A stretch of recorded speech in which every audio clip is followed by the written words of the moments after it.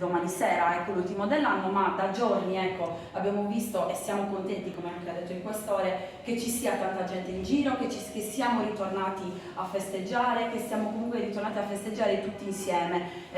La movimentazione della gente è tanta, ci sono anche tante persone che vengono da fuori, c'è movimentazione anche di persone residenti che grazie a Dio hanno ripreso a viaggiare e quindi lasceranno le proprie case, quindi comunque si è ritornati ad avere delle situazioni in cui siamo contenti, però possono sorgere delle criticità. La stessa situazione della sera di domani potrà essere comunque diciamo più attenzionata per ovvi motivi del solito, per cui innanzitutto invitiamo, come anche ha detto il Questore, a rispettare tutte le indicazioni che vengono date comunque dall'amministrazione comunale e da chi ha organizzato il concerto, che comunque sono state divulgate anche adeguatamente attraverso appunto gli organi di stampa, proprio perché prevenire appunto è banale, però è meglio che curare.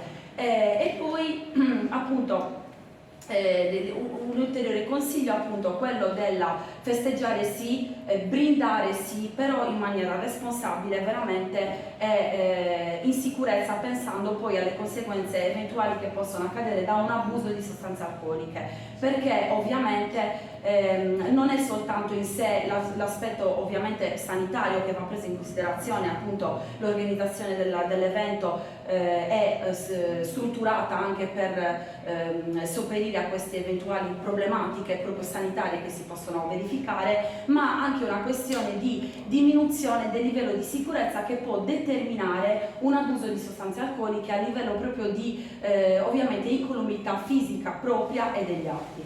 Quindi io che faccio un pochettino così da traghettatore, da timoniere di questo nostro incontro, prima passo la parola a Massimo Bimbo, che voi conoscete appunto, è il dirigente dell'Ufficio Prevenzione Generale del Soccorso Pubblico, in campo è su strada chi più di loro, più delle volanti, sala operativa, insomma, in tutti questi giorni, sempre quotidianamente, ancora di più in questi giorni, per alcuni consigli appunto per sopperire appunto, per affrontare queste criticità. Massimo. Sì, noi ripristiniamo qualche utile consiglio che abbiamo sempre dato prima del 2020. Normalmente la mattina dell'1, spesso prima del 2020, spesso noi siamo chiamati a fare dei sopralluoghi di furto all'interno delle abitazioni, dove le persone rientrando a casa purtroppo avevano la spiacevole sorpresa di vedere che la loro abitazione era stata purtroppo oggetto di furto. Per cui ecco, per noi è l'occasione di ricordare un po' come facciamo durante il periodo estivo, però in questo caso, essendo una notte particolare, quindi una notte particolarmente rumorosa, ricordiamo ai cittadini di mettere in campo quei piccoli escamotage per trascorrere in sicurezza e lasciare l'abitazione in sicurezza. Se è possibile spostare gli oggetti di valore, non lasciarli all'interno della propria abitazione, magari affidarli a qualcuno che in quel momento rimarrà a casa. Poi le solite altre accortezze, insomma, se c'è la possibilità di sfruttare magari un dirimpettaio, un vicino di casa che magari per quella serata non ha intenzione di spostarsi, ci dà comunque uno sguardo alla nostra abitazione, è sicuramente un altro utile meccanismo per stare più in sicurezza. Sempre la mattina, sempre nel corso della mattina del primo, molto spesso purtroppo non abbiamo fatto interventi per persone che comunque con l'idea di recuperare qualche manufatto inesploso hanno pensato insomma di avventurarsi in questa attività. Per questo dopo sentiremo magari i nostri artificieri che ci spiegheranno in maniera pratica e utile soprattutto quello che non è da fare con i fuochi d'artificio, con i manufatti pirotecnici, che è importante sapere usare e sapere usare in sicurezza. Per il resto rimando un po' a quello che ha detto la collega sul fatto che noi investiamo molto sulla prevenzione, una prevenzione che però chiaramente va accompagnata dal buon senso e soprattutto dalla collaborazione dell'utente e del cittadino, perché comunque noi facciamo parte anche noi dei festeggiamenti, per cui arrivare insieme all'anno nuovo per noi è comunque utile farlo con la collaborazione di tutti. Poi chiaramente c'è un dopo, per questo lascio la parola alla dottoressa Paganelli, che comunque spiegherà quindi che sono soprattutto i problemi che possono insorgere successivamente. Ecco, abbiamo parlato di Brindisi, infatti siamo alla vigilia della festa che si celebra proprio con il Brindisi, e quindi come polizia stradale siamo qua a dire di bere, di brindare, ma di non mettersi alla guida se si è assunti sostanze alcoliche, a maggior ragione altri generi di sostanze. Come è noto, infatti, l'assunzione di bevande alcoliche porta a delle conseguenze sul nostro stato psicofisico, porta a un rallentamento dei riflessi, porta a una percezione distorta della realtà, quindi non dobbiamo assolutamente metterci alla guida. È importante dire in proposito e ricordare che i neopatentati e i conducenti professionali devono avere un tasso alcolemico pari a 0, tutti gli altri 0,5, e se si supera poi questo limite si incorrerà in sanzione amministrativa fino al 0,8 di tasso alcolemico, e successivamente si incorre in una vera e propria condotta antigiuridica e sanzionata penalmente. Accanto alle sanzioni pecuniarie poi ricordiamo che ci sono le sanzioni accessorie, e quindi sospensione della patente, che forse è più temuta e come dire, considerata anche più gravosa rispetto alla sanzione pecuniaria.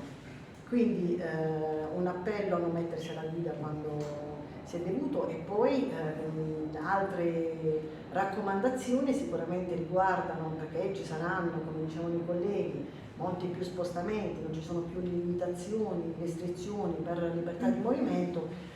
Coloro che dovessero mettersi alla guida anche per tragitti più lunghi, quindi controllare lo stato dell'autovettura e poi mantenere e rispettare assolutamente la velocità, i limiti di velocità, quindi velocità e limiti non soltanto di quelli imposti e previsti per le diverse vie e strade, ma soprattutto il rispetto della velocità prudenziale, cioè quella adeguata alle condizioni di tempo e di luogo. Se c'è ovviamente un luogo dove c'è un maggiore afflusso di persone e magari là il limite di velocità è 50 km/h, se c'è tanta gente bisogna che rallentiamo, è ovvio. E poi l'utilizzo non è come dire, mi sento di dover anche ricordare che l'utilizzo delle cinture di sicurezza è obbligatorio anche per i sedili posteriori. Rispettiamo anche la distanza di sicurezza. E poi una delle maggiori cause che provoca incidenti purtroppo è la distrazione alla guida, determinata soprattutto dall'utilizzo del cellulare. Come spesso ripetiamo, quando si guarda lo schermo di un cellulare anche per pochi secondi è come se si guidasse vent'anni.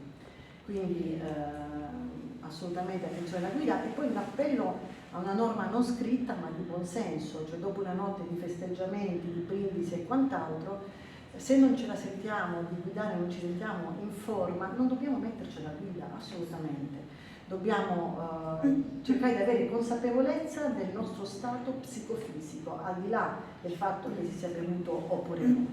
Quindi noi come polizia stradale potenzieremo la nostra presenza sul territorio, ma vorrei che passasse questo messaggio ai cittadini. La polizia stradale è sulle strade soprattutto in chiave preventiva e non repressiva.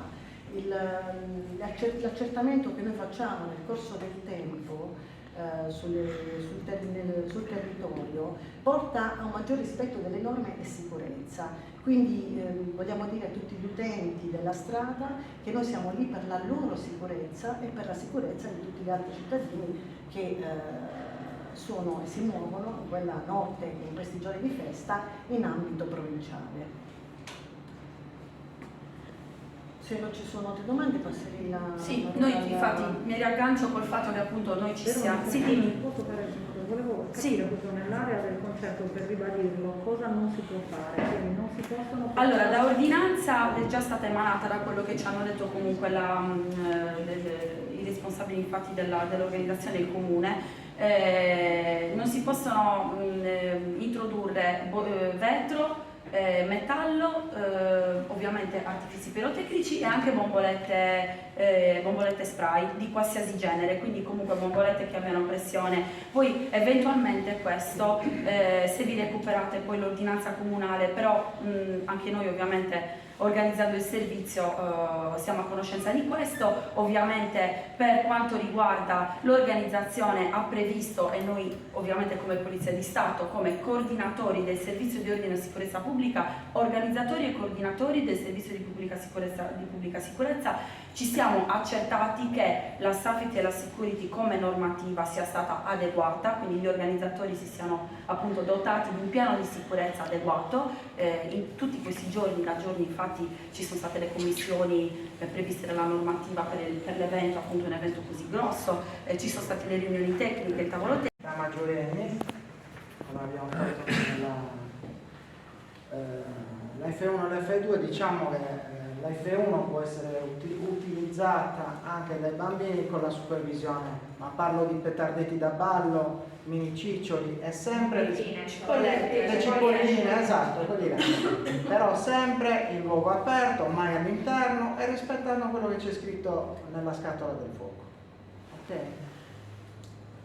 Invece per questi più grandi, naturalmente, distanza di sicurezza 30 metri, perché questi arrivano fino a 30 metri, quindi piazze dove non c'è presenza di altre persone, terreni, diciamo luoghi aperti. Dove non ci sono anche scarpaglie, perché le scintille possono... Dove non ci sono anche scarpaglie, perché le scintille di ricaduta potrebbero innescare un incendio. Quant'è la distanza di sicurezza? Vabbè, c'è scritto, vero? Su ogni fuoco ci dovrebbe essere scritta la sua distanza di sicurezza. Poi ripeto, prima mi è stata fatta una domanda, anche con i fuochi illegali ci si può far male, certo, se non si rispettano le iscrizioni sul fuoco. Io questo, anziché poggiarlo a terra, lo inclino leggermente e questa diventa una razziera. Fino a 30 metri questo spara dei colpi non indifferenti. Puoi ripetere come si riconoscono quelli illegali da quelli illegali? Allora, a parte vabbè, questi che sono palesemente artigianali, ovviamente. Allora, una cosa molto semplice da notare sui fuochi legali e quelli illegali è la distanza tra la C e la E della Comunità Europea. La C e la E devono essere abbastanza distanti. Quando sono troppo vicine il fuoco sicuramente è un fuoco illegale o contraffatto.